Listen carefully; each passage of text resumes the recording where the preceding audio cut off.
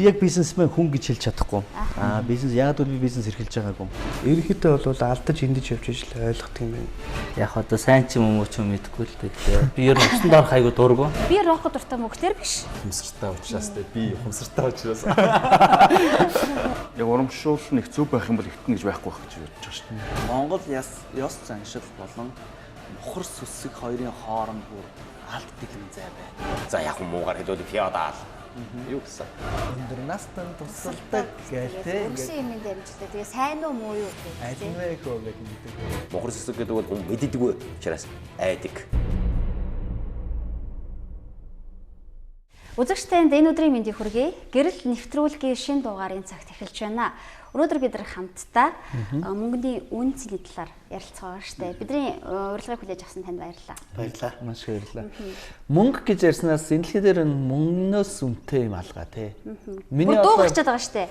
Мөнгө аз жаргал. Мөнгөтэй хүн ерөнхийдөө ямар ч аз жаргалыг авч болж байна. Энэ юу ч авч болж байна. Надад бол юу гэж боддог вэ? Энэ хорвоо дээр хамгийн үнэтэй юм мөнгө юм байна да гэсэн тиймэрхүү ойлголт сүлүү төрөөд байна. Яг бол би бол санал нэгдэхгүй байгаа шүү.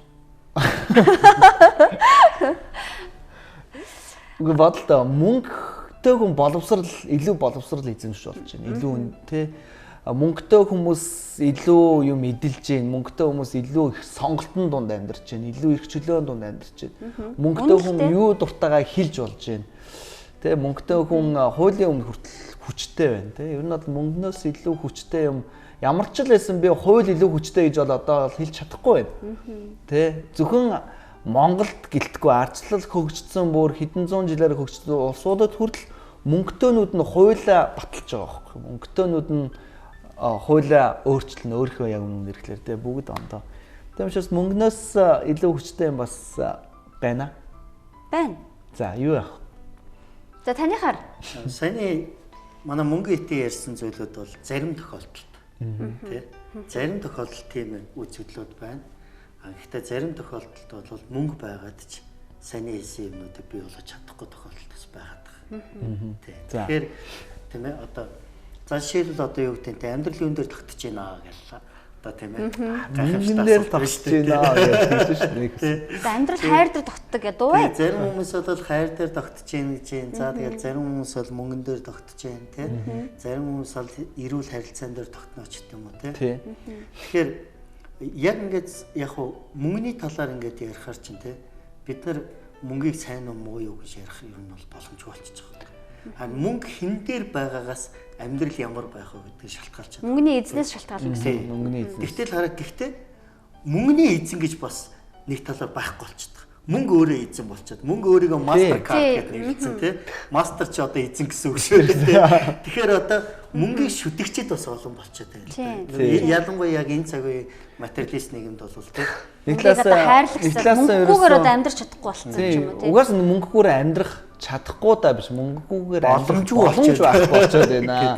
Урд нь бол нэг хідэн тий хоц ухандаа хідэн хонтой ямаатаа тий үнэтэй хүн бол за мөнгөгүйгээр тэр сүүгийг нуухаад тий мөнгөгүйгээр ингээд ер нь л гэхдээ мөнгөгүй бол ер нь амьдрах ямар ч хитрхи их мөнгийг дээдлснээр хүнийг бас амьдралыг жоох утга учиргүй болгож байгаа юм болов уу гэж надад бас харагддаг байхгүй юу.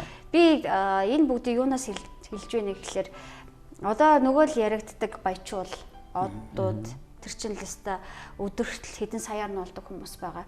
Гэтэл тэдний одоо нэг санаанд өвхөл ч юм уу эсвэл санаатаа өвхлээс нь ингээд анзаарч хаад эсвэл амьдралынхаа утга учирын талаар ярьсан ярианаас нь анзаарч хаад миний амьдрал үнэхээр утга учиргүй байна. Тэр тэнд чинь бүх зүйл байгаа шүү дээ. Түрүүн чиний нөгөө хэлснээр бүх зүйлээ мөнгөөр олж авсан мөртлөө яадаг вэ гэхэлэр сэтгэл ханамж байхгүй. Яа хүмүүс нэг ингэж ярих гэдэг байхгүй юу. За мөнгөтэй байлаа гэдэг юм шийдэгдэг. Мөнгөтэй хүнд ч гэсэн өвхөл хаагцал өвчин гэдэг. Мөнгөгүй хүнд ч гэсэн өвхөл хаагцал өвчин гэдэг. Бүх зүйл. Өвхөл хаагцал өвчин гэдэг бол энгийн амьдрал. Харин энгийн амьдрал дотор мөнгөтэй хүмүүс нь амьдралыг илүү эдлэх боломжтой. Наадах чинь болохоор хувь хүний зүгээр л үнэлж байгаа үнц юм биш үү? Мөнгөгүй хүмүүс тэр мөнгөтэй хүмүүст ирдэг чи олон боломжууд ирэхгүй шүү. Олон сонголтууд ирэхгүй.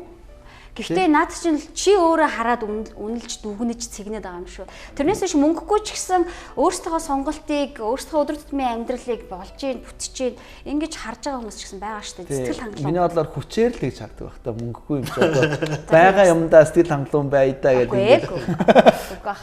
Миний бодлоор бол яг ингэж бодож байна. Мөнгө чи өөрөө тийм ээ хүний амьдралыг мэдээж бас тодорхой хэмжээнд ажралтай байх үгүй юу гэдгийг шийдээд байгаа шүү дээ. Гэхдээ хараа жишээлбэл зүгээр яг яг бодит амьдрал дээр одоо гадны хөгжилтэй орны хүмүүс ирэл хөөх танаа Монголстой ядуу биш үү тий.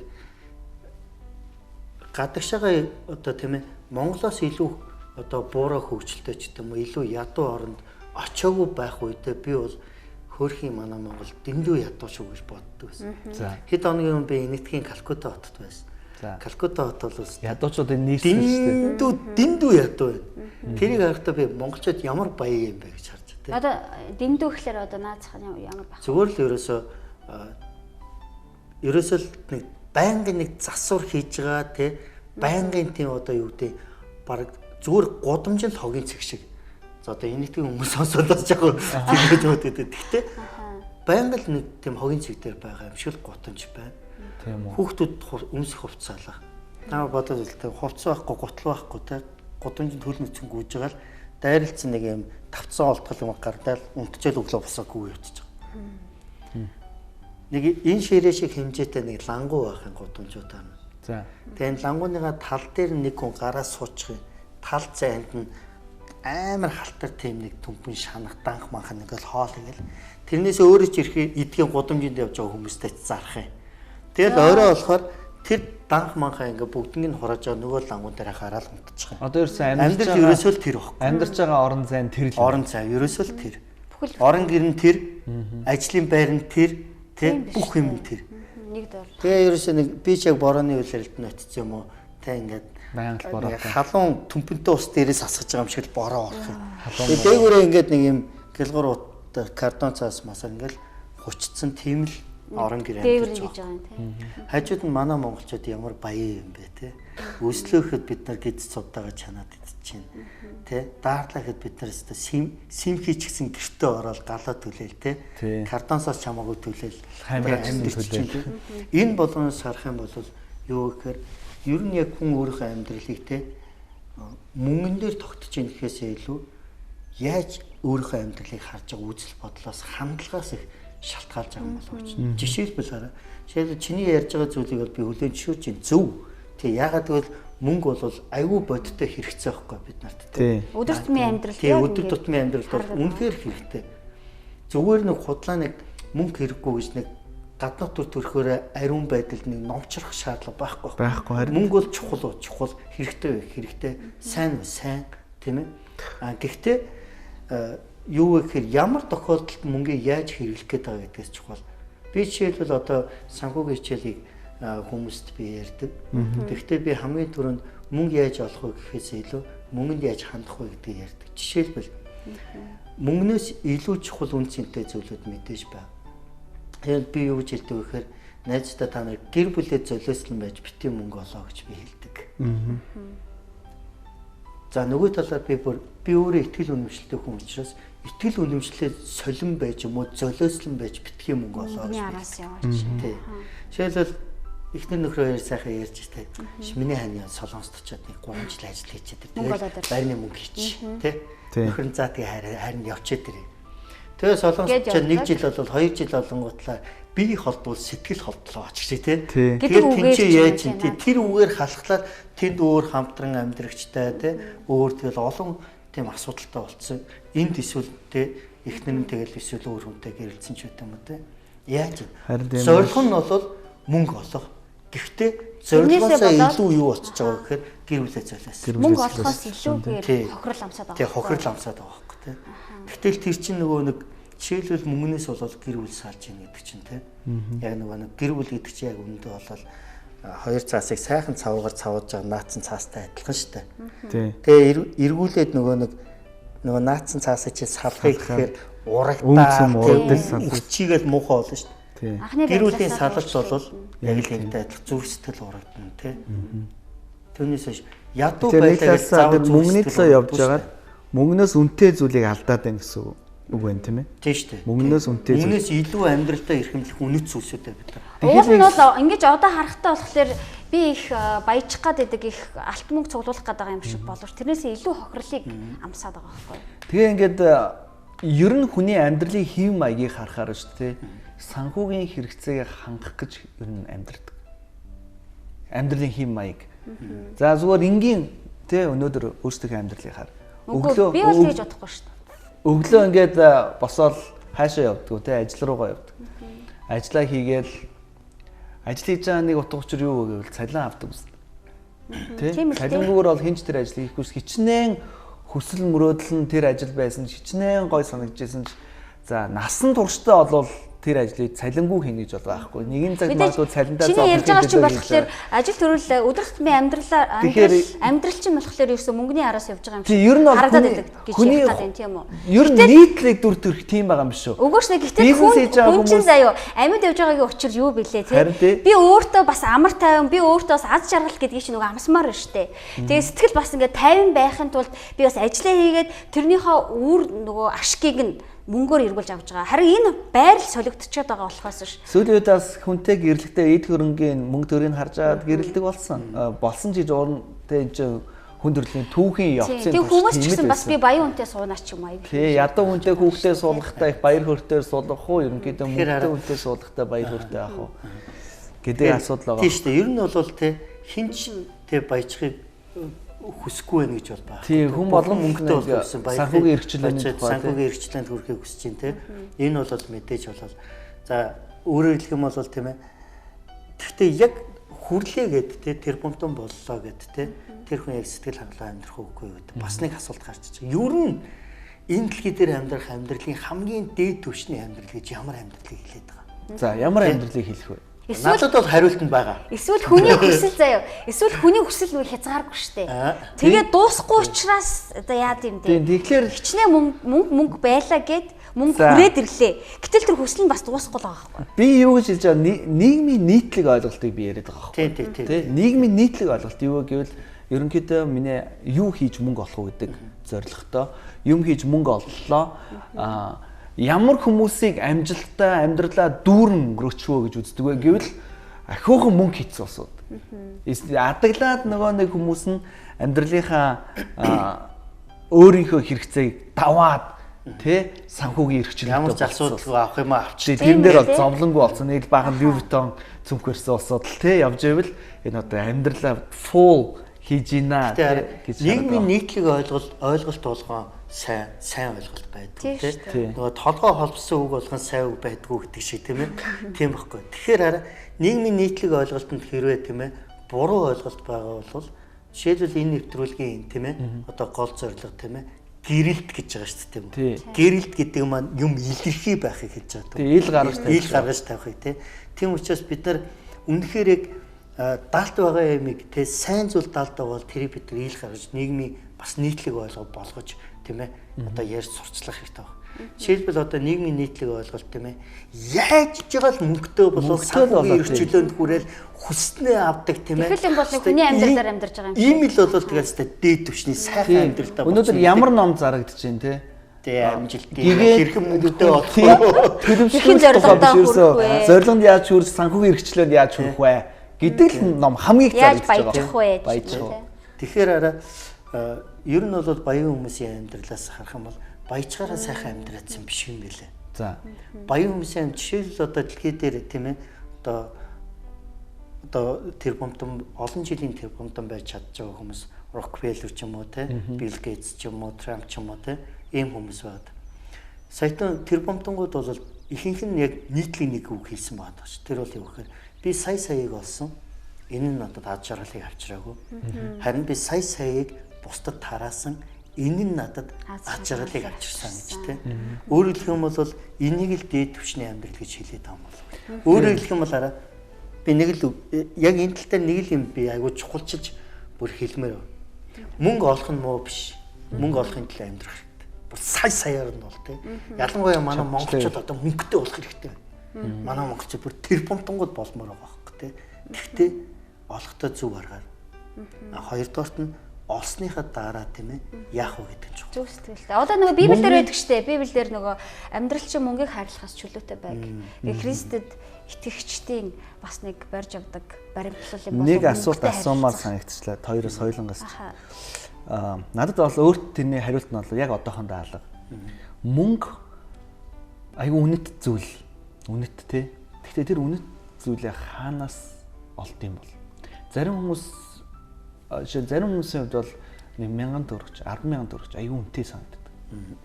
Амьдралын нөхцөл байдлаасаа шалтгаалаад тухайн тохиолдол цаг үеэс болоод зарим хүнд 10,000 доллар ч сонирм биш. Би Холливуудын одууд жижигхэн нохоондоо 5,000 доллараар тэ ийм хувцас авч ирсэн нөөц ингээд донжигноо явж байгаа. Тэр 5,000 доллараар тэ өнөөдөр Монгол залуучууд юу хийж болох вэ тэ?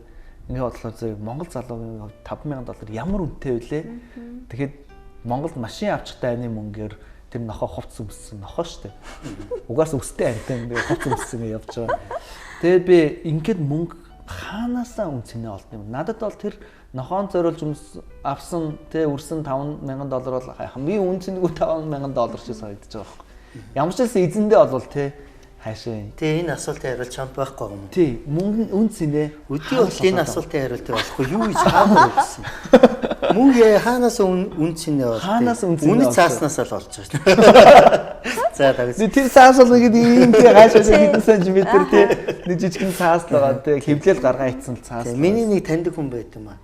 Ер нь бол яг хаа нэлээд чинэлэг айлд өссөн. Тэгээд багасаа бол юугаар дутаагүй. Ямар ч асуудалгүй. Тэгээ хүснээ иддэг тий. Хүснээ тийм ээ хавдаг тий хэргэлдэг. Тэгээ нэг өдөр аав ээж хоёртойгоо амар муудахгүй юу манер. За. Тэгэнгүүтлээ танаад амьдрахгүй гараа авцсан. Гараад нөгөө хөвч шалдаа бууж байгаа юм чи тий. Хэсэг амар ингээл том явж ирсэн л дараа нь үлснэ гэжтэй. Тэгээ шалдаа буугаад барс сах дээр очиод нэг машин гурил буулгаад тухайн үеийн ханшаар бол 2,000 төгрөг авсан гэж байгаа. Яг 2,000 төгрөг тэр үед нэг тийм баг байгаа үлдээ. Тийм л амар өсч жоод бүтэн машин гурил буулгаад 2,000 төгрөг аваад юм авч идэх гэсэн чи хайрын санагдац гэж байгаа. Мөнгө нь энэ чи өдөржингөө ингэ зовж ирж авсан шүү дээ. Тэгээ ингээд өөрөөсөө харуулдаацсан гэж өгөөцний үсээд байдаг. Гэтэ ингээ хуушурдах өгслөө өөрөөсөө харуулдаацсан гэж байгаа.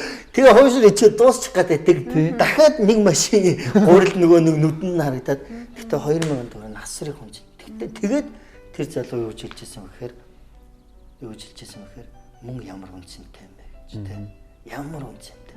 2,000 төгрөг ямар үнцэнтэй. Би аав ээж хоёртойгоо амьдарч байхад те 2,000 төгрөгийг хизээч те тийм мөнгө гэж боддгоо байсан гэж те. Тэгэхээр мөнгөний үнц нь эндээс ирдэг юм бол. Тэгэхээр тэр мөнгийг олохын төлөө юу зориулж ийн гэдгээс мөнгөний үнц нь нэрээд байна л да те. За нэг талаар бас яаж олж байна гэдгээс. Тэгэхээр яг энэ бол ингээ 8 болоод эхэлж байгаа те. Жишээ нь би мөнгө олохын төлөө юм зориулж байгаа шүү дээ. Тэр залуу жишээ нь 2 ямар нэг юм ахад нөгөө хариулт авдаг шиг машин гурил буулгасан байна тий. Тэгжээж 2,000 төгрөг авсан байна тэр залуу бол. Тэр залуугийн бол 2,000 төгрөг машин гурил буулгасан дайны үнэтэй. Зарим тохиолдолд хүмүүс энэ 8 дээр алдаад байна тэгвэл тий. Тий одоо жишээлбэл одоо яг уул нь бол ийм хууль байдаг штэ. Би төлөөд эргэж олж авдаг тий. Гэтэл нөгөө төлөхгүйгээр олж авснаас болж мөнгөний үн цэнийг бас мэдрэхгүй. Бас зарим хүмүүс үлдээ. Хэтэрхий хямдхан авсан мөнгө хямдхан л байна. Буцаж гарахтаа хэтэрхий хямдхан олдож байгаа мөнгө хямдхан тэр хүний хувьд миний бодлоор бол хүмүүс хэтэрхий зүгээр хямдхан хөлсөө урсахгүйгээр зөвхөн нөгөө нэг тархиа ажилуулад тийм ээ. Гэхдээ тархиа ажилуулахдаа мэдээж нөгөө нэг буруу талаар ажилуулаад тийм. Ингээд олдсон хүн бол ерөөсө тооцоогүй шуналтай болдог. Ерөөсө тооцоо байхгүй. Олж ил байх хэрэгтэй гэдэг тийм шуналтай болдог. Харин үндэ бол яг хуу сайхан би бас нэг таньдаг ахтай ярилцаа байжсэн чинь нэг хүн бол 3 янзаар мөнгө л олох хэрэгтэй гэж байгаа юм. За. Энд олдог штэ гэж байгаа юм. Ирүүл нөгөө нэг тийм ээ одоо мөнгөний одоо мөнгө олох тийм арга. Нэгдүгээр хүн бол яг зүгээр эгэлж ярин те нэг байгууллага ч юм уу хаан чинь ажиллагаал цалингаа аваад хоолоо олоод хэдэ явж. Хоёр дахь хүн бол юу гэхээр яг цэвэр өөрийнхөө потенциалыг ашиглаад гэрээсээ мөнгө олдог хүмүүс байдаг тий. Гэрээс орчол ойлгоом бичиж ч юм уу тий. Тэгэл Өөрийнхөө аргыг болцсон тий. Тэгээд ингээд яваад тий. За гурав дахь нь болохоор мэдээж цэвэр гэр бүлийн эрүүл бизнес байж болно тий. Ийм гурван арга дотор бол тийм ээ мөнгө олох тийм одоо үе шат ингээд явагдчихэд тий. Түүнээс ч нөгөө нэг эрх мэдэл албан тушаал ч юм уу тий. Одоо өөрөөр хэлэх юм бол манайх ч одоо тэр албан тушаал дээр очихын тулд ханшин тэд байдаг ч шиг тий. Тийм ханш тогтцсон тий байгаад байгаа байхгүй тий. Энэ бол яг цэвэр бол зүгээр л өнгөн амьдрал. Зүгээр л гадна тий. Зүгээр л өнгө мөнгө хөөсөн л амьдрал болчихж байгаа байхгүй тий. Тийм болохоор мөнгөний талаар бид мөнгө хэрхэн олох вэ гэдэг зүйлийг ярилцах нь их чухал тий. Тийм ном унших нь чухал. Гэхдээ тэрний өмнөх хамгийн чухал зүйл нь бол мөнгөний талаарх эрүүл хандлагатай байх. Эрүүл хандлагатай байх гэдэг л юм. Би мөнгөтэй ч вэ эсвэл бага мөнгөтэй ч вэ, их мөнгөтэй ч вэ тий ямар ч үед нөгөө би миний хандлага өөрчлөгдөхгүйгээр яг бат зогсож явах нэг тийм төлөвшөлт бас. Тэр төлөвшөлттэй болсны дараа мөнгө аль хэмжээгээр орж ирсэн ч ерөнхийдөө тэр үнд одоо аюулгүй хөрөхгүйгээр ч юм уу тий. Би тэгээд нөгөө нэг санхүүгийн хичээл зааж байхдаа бас мэдээж хүмүүс нөгөө нэг илүү тийм одоо хүмүүсийн нөгөө инспирэшн болгохын тулд тий юу яаж авах та нар бол ирээдүйн тэр бомтонгууд гэдэг харааг нэхлэх өчтдөг. За. Тэгэнгүүтлээ тэр дотор яг хөө деталь ингээд ерөнхийдөө бол ингээд хэрхэн яаж ерөнхийдөө санхүү өсөх вэ гэдэрэл ярьж байгаа юм л та тий. Гэхдээ хараандаа бол хамгийн түрүүнд бол гол дэвсэж үлж байгаа зүйл бол юу вэ гэхээр хамгийн дээд түвшний амьдрал гэдэг бол өглөх шүү. Та нар тэр бомтон болно зориг чи юу гэхээр хүснээ авч хүснэлүүгээ сарвах биш те эсвэл цацах биш харин та нар бусдын сайн сайхны төлөө те үнэхээр зөв зөв өглөгч байх шүү гэд энийг нэг талаар авиж чухалчлаж байгаа. Тэгэхээр яг нөгөө нэг хүний дотор ч нөгөө нэг санхүүгийн эрхчлөө санхүүгийн хамгаалалттай байна гэдэг чинь ямар чухал юм бэ гэдгийг суулгаж өгөөд за өнөөдрөөс эхлээ хэрэгжүүлэр гэж байгаа. Тэгээ манай нэг оюутан байсан л та. Манай ер нь бол яг надаас их ч юм олон жил нэг бизнесийн байгууллагад ажилласан. Гэхдээ цалин нь бол яг тэр сарынхаа хэрэгцээнд яг таарал болчтой шүү дээ. Тэгээд санхүүгийн хичээл сууснаас хойш хамгийн түрүүний хийсэн алхам нь юу гэхээр яг тэр хичээлийг дуусаад маргааш нь цалин буусан юм байна. Тэнгүүт шууд цалингийнхаа 10%-ыг аваад хадгаламж нээлэхээр явсан. Энэ нь санхүүгийн хамгаалалт баг.